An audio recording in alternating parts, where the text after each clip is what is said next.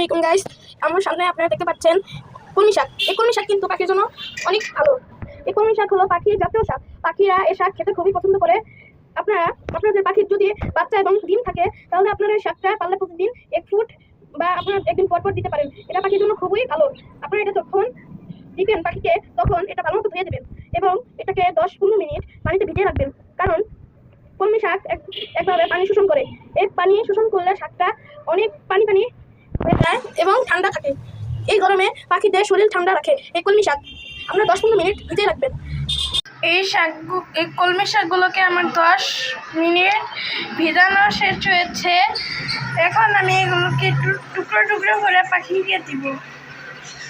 দেখেন আমার বাজিকের পাখি শাক দেখে এই পাশে চলে এসেছে। ও বারবার এই পাশে এসে দাঁড়িয়ে আছে। এখন আমি সব পাখিগুলোকে শাক দিয়ে দিবেন, এখানে এসে দাঁড়িয়ে আছে।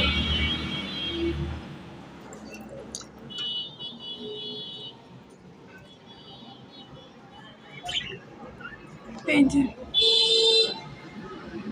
লোভ সামলাতে পারছে না।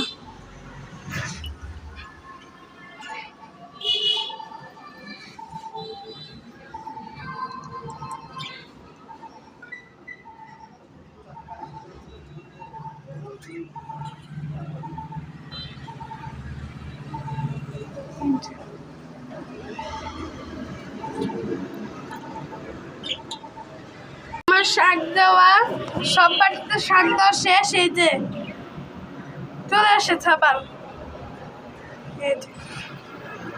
শুরু করে দিয়েছে আমার প্রিয় বাজিগুলো।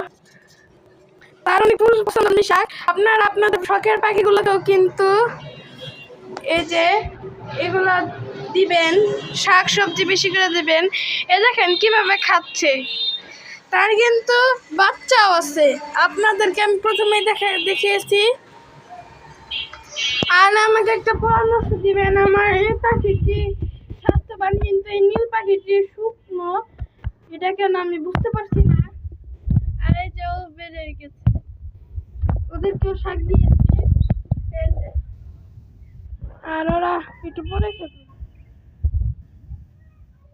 আজকে এই পর্যন্তই। আসসালামু আলাইকুম। আর আমাকে কমেন্টে বলে দিবেন ওই নীল পাখিটা কেন শুকিয়ে যাচ্ছে।